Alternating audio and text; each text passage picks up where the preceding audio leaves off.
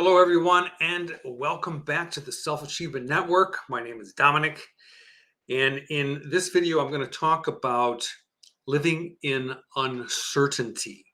And this is the second in a series of four, and ultimately eight. The first four are going to be once each week for the next 3 more weeks. I did one last week called Living as a Victim. Today is about living in uncertainty. Very important video today. I was also checking my messages, and this week I had 3 people that asked me, why do you call it the lose-lose game? It seems so negative. I kind of had to laugh, but it was like, yeah, I mean, it seems a little bit out of context. However, if you were to watch last week's video and then listen to the next 3 subsequent videos, you'll completely understand why I call it the lose-lose game. But in short, the reason why I call it is, here's the deal. Because when you live life as a victim, you lose trust in yourself. You become doubtful. You pretend you have it all together. You end up living in your mind instead of living life. And the second 4 in the series, so there's 1, 2, 3, 4, the lose-lose game, and then there's the win-win game, 1, 2, 3, and 4. That's where it's going to seem more positive, where it's a win-win. So in a lose-lose game, you lose, everybody else around you loses when you play the victim, when you live life as a victim, and you live in uncertainty and then pretend that you're not living uncertainty, and then you live in your mind thinking that everything is doom and gloom and all that stuff. So from the last video, life as a victim, when you live as a victim, it creates doubt in all areas of your life. I can just hear people saying it now, making enemies.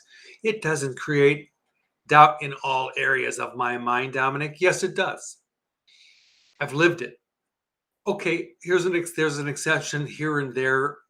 Yeah, but for the most part, your overarching place where you come from is uncertainty, is doubt about your future. And then when you feel uncertain, you feel also think uncertain. It's like the mindset part, and it makes it very difficult to make progress in your life, to make decisions, to be organized, to deal with people, to be appropriately assertive, especially when you need it, right? And you don't trust yourself. I mean, those are the big ones. So I'm going to talk about the payoff and the ripoff of what it's like to live in uncertainty. So the payoff, what do you gain? What from a uncertain, doubtful point of view, from living in uncertainty, what do you gain from it? What's your payoff? And then the ripoff is, what is the cost to you? How are you ripped off? How do you lose personally from living in uncertainty? So, and think about it in terms of your daily life, how you go about your day when you wake up, when you're at work, with people, when you're with people, when you're driving down the road, when you're talking to yourself, about your life. So let's get into it. The first slide is about the attributes of living in uncertainty, starting with stress and anxiety. Of course, when we live in a very doubtful frame of mind, it creates a lot of stress and anxiety, not just for ourselves, but other people around us, because we're not in the greatest of moods. Our mind space is all whacked out, and it creates all kind of havoc in our body. And underneath it all, we pretend that it's not really happening. And so it also gives us this feeling that we're not in control of our destiny, that our future is not happening the way that we thought it would be. So we worry about our future. We get physical symptoms, you name it, headaches, we get colds, we get the flu, we get stomach problems. All these different symptoms come up because of the stress and anxiety and the fear and you know, the worry and all this stuff. um, Depression and the feeling of hopelessness sometimes for people, that they just feeling that uncertain about their self and their life and their future. um, then that leads into not feeling, having any interest in activities, whether it's at home or with friends, and you kind of start to hibernate. And then, you're home hibernating and you lose sleep and you have eating issues and you procrastinate because you don't really have a plan and you become very indecisive, things like that. So, your motivation is low. So these are all attributes. Your range planning is a joke. You approach Your approach to life is apprehensive. You're doubting yourself all the time and you don't trust yourself. So these are the attributes of what it's like to live in uncertainty. They're not good, and there is a way out. You have to follow the instructions and stop being right about the knowledge that you have. Stop being right about your position. Start being right about it. Let go of it all. Stop feeling fake. So so the payoff, let's take a look, right? The payoff in living in uncertainty. This is an alternative view. What do you get out of it? Well, if you're living in uncertainty, what you get out of it is that you can procrastinate. You can come up with reasons why you don't really need to push yourself to do the things in your life that you should be doing or could be doing to get your shit together, so to speak. And so you can procrastinate and say, "Oh well, I'm working on it. I'm working on myself." That's a bunch of hooey. You don't have to risk failure. You don't have to make decisions. You don't have to be wrong. You don't have to take any responsibility, because if you're, you know, living in uncertainty, well, I don't know what to do, and I didn't understand that, and you make up all kinds of reasons why, so you don't have to take any responsibility. So then you don't really have to participate in life. You let life go by, and you don't have to take any risks, because if you're not certain about your future and what you want to do, then of course you don't have to take any risks, and then you don't have to fear of losing anything. You don't have to give a fuck about anything. You don't have to give a damn. I can act like I have it all together. I can pretend everything is okay and put other people around me down and make them feel like they're the ones that are wrong and that they're making my life miserable. And that gets back into the victim mentality. So what's the ripoff? Okay. The ripoff is what it takes away from your life. You basically or end up feeling unhappy. You're always scared. You don't feel like you're growing. You have your dreams that you have in your head are go unfulfilled. Waste your life.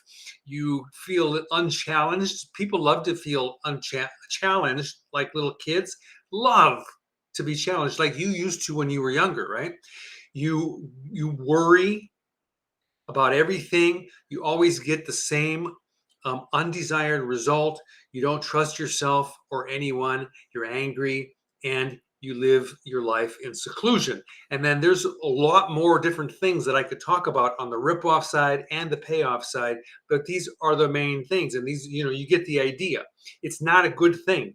The payoff is like you think that you're getting something out of it. And if you didn't get something out of it, you wouldn't do it.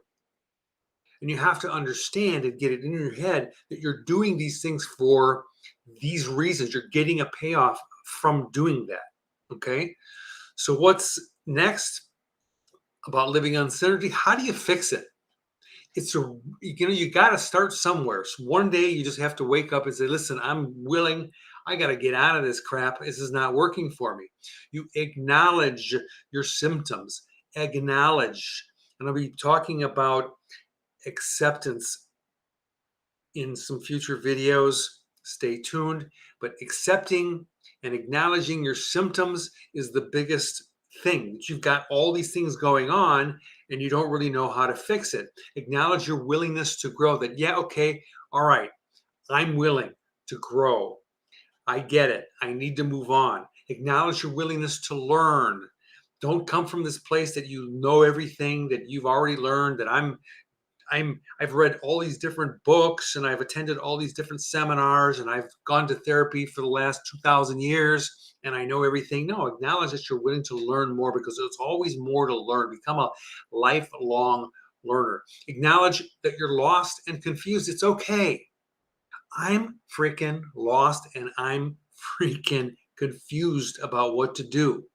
It's okay. Don't worry about it. Acknowledge it and then move forward. Acknowledge that you want a better future, a better life. You have to begin to think to yourself, you know what? I want to have a better life. Acknowledge that you don't know what to do, and acknowledge what you don't know what you want, and acknowledge you don't know who you are. And that really is the first question, because if you don't know who you are, how do you ever expect to get anywhere? That is the major number one first question that you need to ask yourself. So, what are some things that you can do, that you can do differently? Number one, ask yourself the question, who am I? And that's your homework. And I want you to think about that. And then in the comments below, I want you to write who you think you are. And then when I see the message, I will respond to that. Okay. And I will acknowledge this in another video, and in the beginning of the next video, and acknowledge those who have asked the question or answered the question, who am I?